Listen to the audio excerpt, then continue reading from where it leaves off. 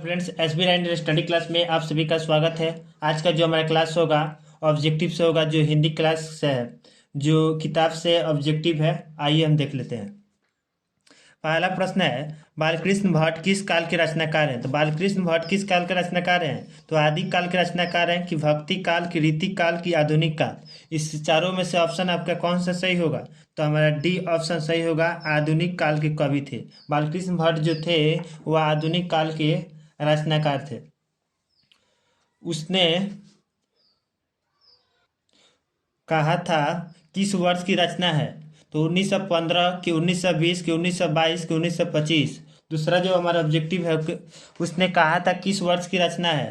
तो 1915 की, 1920 की, 1922 की, 1925। चारों ऑप्शन में से हमारा कौन सा ऑप्शन सही होगा? तो 1915 में उसने कहा था कि वर्ष की रचना हुई। हमारा राइट ऑप्शन ए सही हो जाएगा। ठीक। फिर है तीसरा। तीसरा देखिएगा, संपूर्ण क्रांति का नारा किसने दिया था? तो प्रश्न से ही आपको मालूम चल जाएगा। जो पिछले क्लास में हम इसका वीडियो अपलोड किए थे, तो उसमें हम उस संपूर्ण क्रांति का नारा किसने दिया था आपको अच्छी तरह से समझाए थे। तो दिनकर जी की, जयप्रकाश नारायण की, मोरारजी देसाई की, इनमें से कोई नहीं। तो जयप्रकाश नारायण थे जो संपूर्ण क्रांति का नारा दिया था। तो हमारा राइट ऑप्शन कौन हो जाएगा? बी हो जाएगा। ठीक। अब तीसरा देखिए, तीसरा हो गया। चौथा में है, अर्धनारीश्वर किसकी रचना है? अर्धनारीश्वर जो है पाठ के लेखक के माने किसकी रचना है?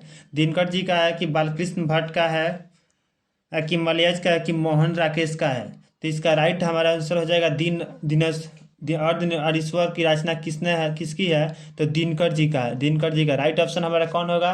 ये हो जाएगा। जो एग्जाम के दृष्टि से VVI प्रश्न है, जो किताब से लिए हैं। पांचवा है, रोज कहानी की नायिका कौन है? रोज कहानी जो है उसकी नायिका कौन है? तो रोज कहानी की नायिका ऑप्शन ए है मालती, ऑप्शन बी है Kalavati, option C Sunita, option D Ragini. ऐसा ऑप्शन रहेगा एग्जाम में, तो आप क्या मारिएगा? चारों ऑप्शन में से कौन सा ऑप्शन सही होगा? रोज कहानी की नायिका कौन है? तो रोज कहानी की नायिका मालती है, जो हमारा राइट ऑप्शन ए हो जाएगा। ठीक है। देखिए, एक और VVI प्रश्न है, एक लेख और एक पत्र के लेखक कौन है? एक लेख और एक पत्र के लेखक कौन है? ऑप्शन ए है सुखदेव, ऑप्शन बी है बालकृष्ण भट्ट, ऑप्शन सी है भगत सिंह, ऑप्शन डी है राजगुरु। इसमें से कौन सा सही होगा? तो ऑप्शन सी जो है भगत सिंह एक लेख और एक पत्र के लेखक हैं। ऑप्शन सी हमारा राइट हो जाएगा। 6 नंबर का जो ऑब्जेक्टिव है, छठा प्रश्न है, उसका राइट ऑप्शन कौन सा होगा? तो सी हो जाएगा। भगत सिंह एक लेख और एक पत्र के लेखक हैं। ठीक है। आइए सातवां देखते हैं, इनमें से कौन सी रचना जगदीश सिंह माथुर की है? इनमें से कौन सी रचना जगदीश सिंह माथुर की है? तो बातचीत की, ओ सदा नीरा की, तिरिच की, हंसते हुए मेरा अकेलापन। चारों ऑप्शन में से कौन सा ऑप्शन हमारा सही होगा? तो चारों ऑप्शन में से हमारा बी, ओ सदा नीरा, इनमें से जगदीश सिंह माथुर की, ओ सदा नीरा की माथुर की रचना है। ठीक है। ऑप्शन बी हमारा सही हो जाएगा। 7 का बी हो जाएगा। ठीक है। आठवां है, सिपाही की माँ के रचनाकार है? तो इसमें से ऑप्शन ए है भगत सिंह, ऑप्शन बी दिनकर। तो दिनकर जी तो कभी नहीं हो सकता है, क्योंकि दिनकर जी जो है कवि हैं। ऑप्शन सी अज्ञेय, ये दूसरे पाठ के लेखक हैं। Option D Mohan Rakesh. तो सिपाही की माँ के रचनाकार में मोहन राकेश की क्या भूमिका है? जो सिपाही बन रहे हैं, तो इसके लेखक कौन है? तो मोहन राकेश हमारा राइट ऑप्शन हो जाएगा, जो डी पर दिया हुआ है। 8 का हमारा राइट आंसर कौन सा होगा? तो मोहन राकेश हो जाएगा। देखिए, 9वां है, 9 नंबर प्रश्न है, जूठन क्या है? जूठन क्या है? तो इसका राइट ऑप्शन क्या होगा? तो रेखा चित्र ऑप्शन ए है, ऑप्शन बी है शब्द पत्र, ऑप्शन सी है कहानी, ऑप्शन डी है इनमें से कोई नहीं। तो डी इनमें से कोई नहीं, तो कौन सा हमारा ऑप्शन सही होगा? डी हो जाएगा। इनमें से इनका कोई नहीं है। जूठन जो पाठ है, इसमें से रेखा चित्र नहीं है, शब्द पत्र नहीं है, कहानी नहीं है, तो इनमें से कोई नहीं। हमारा राइट ऑप्शन डी हो जाएगा। एग्जाम में भी ऐसे प्रश्न आएंगे जिसमें लिखा रहेगा ऑप्शन तो दिया रहेगा लेकिन उसमें से उसका आंसर नहीं होगा, इनमें से कोई नहीं लिखा रहता है। इस तरह 3-4 प्रश्न को एग्जाम में पूछ देता है, तो इससे आपको गलती नहीं करना है कि इनमें से आप मार दीजिएगा, इनमें से कोई नहीं मारिएगा। ऑप्शन डी इसका राइट ऑप्शन हो जाएगा, जो इनमें से सही है। ठीक है, देखिए एक और इम्पोर्टेंट प्रश्न आ गया जो एग्जाम के दृष्टि से बहुत ही अच्छा है, जो ऑब्जेक्टिव में खास हमेशा पूछता रहता है। लिखा हुआ है, हंसते हुए मेरा अकेलापन किस विद्या की रचना है। जो ऑब्जेक्टिव तो निबंध, बी में है डायरी, सी है लघु कथा, डी है नाटक। ठीक है, तो चारों ऑप्शन में से कौन सा ऑप्शन हमारा सही होगा? चारों ऑप्शन में से 10 का बी, 10 का बी हमारा राइट ऑप्शन हो जाएगा। ठीक है, बी पर टिक लगा लीजिएगा। ये जितने भी पोएट्री हैं उनके लेखक कब जन्म हुआ और उनके कब निधन हुआ और पाठ की विद्या क्या है, सभी वैसे ही प्रश्न आ रहे हैं। ठीक है, जो इसकी वीडियो हम क्लास इसमें अपलोड कर दिए हैं, उसको देख लीजिएगा। अगर हुआ प्रश्न देखिएगा, इनमें से प्रेम की पीर के कवि हैं, इनमें से प्रेम के पीर के कवि हैं तो कौन है? ऑप्शन ए है जायसी, ऑप्शन बी है नाभादास, ऑप्शन सी है सूरदास, ऑप्शन डी है कबीरदास। देखिए जितने भी आप प्रश्न का आ रहे हैं उसमें से लेखक, पोएट्री, उनका जन्म कब हुआ, पाठ की विद्या क्या है, और किताब में जितना, अगर किताब आप अच्छे तरह से पढ़े होंगे तो आपका नंबर 20 नंबर हिंदी में इस तरह फिक्स हो जाएगा। ठीक है, अगर सब्जेक्टिव सब्जेक्टिव तो अदर बात है, लेकिन ऑब्जेक्टिव में आपका 20 नंबर क्लियर हो जाएगा किताब से। तो इनमें से ऑप्शन ए हमारा सही हो जाएगा। ऑप्शन ए जायसी जी हैं, जो प्रेम की पीर के कवि हैं। प्रेम के पीर के कवि कौन है? तो जायसी जी प्रेम के पीर के कवि हैं। ठीक है, अब अगला प्रश्न है 12 नंबर, जो सूरदास किस भाषा के कवि हैं? सूरदास किस भाषा के कवि हैं?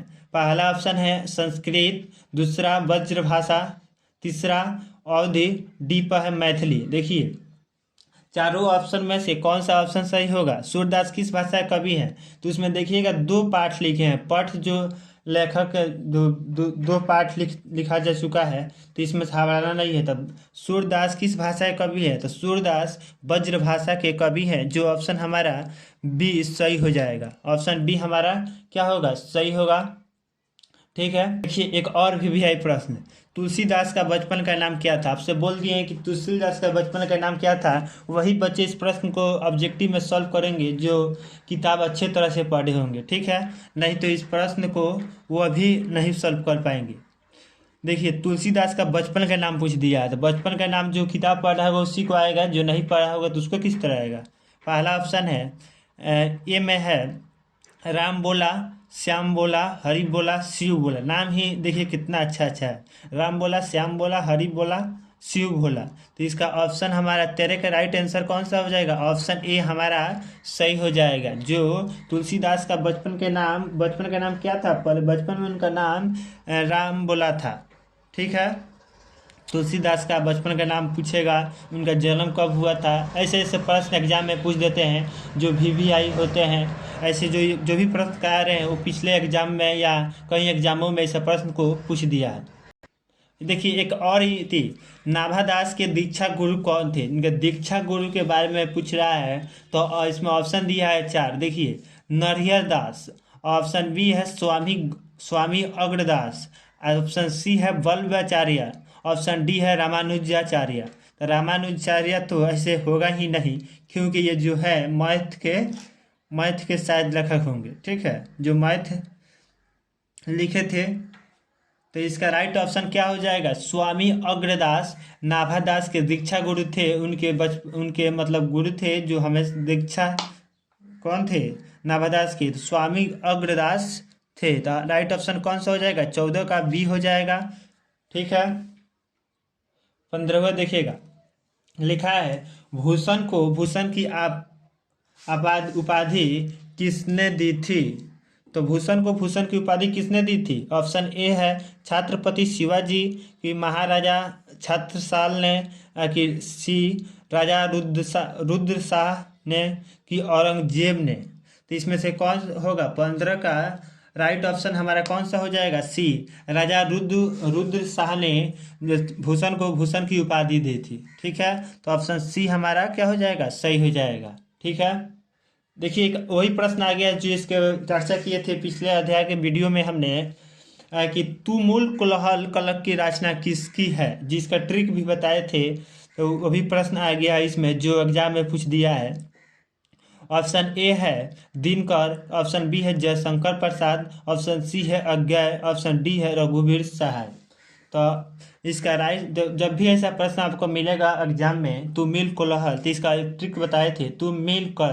तो जयशंकर प्रसाद, शंकर जी का पूजा, मतलब एक बच्चा है जो पूछ रहा है कि ट्रिक ही है कि तू मिल कल, तो मतलब जयशंकर, शंकर जी का पूजा होता है, कभी मिलो उसके प्रसाद मिल जाएगा। जयशंकर प्रसाद इसका राइट ऑप्शन हो जाएगा, बी हमारा सही है। ठीक है।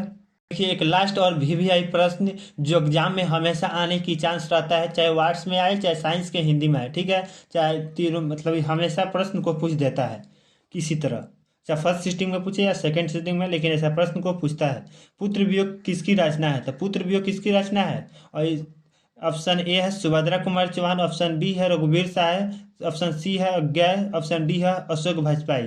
तो इसका राइट ऑप्शन जो होगा सुभद्रा कुमारी चौहान, जो पुत्र वियोग की लेखक हैं। ठीक है, तो किसकी रचना है चाहे किसकी लेखक है, तो सुभद्रा कुमारी चौहान किसकी लेखक है, पुत्र वियोग की। ऑप्शन ए हमारा सही हो जाएगा। ऐसे ऐसे प्रश्न जो है एग्जाम में हमेशा पूछे जाते हैं।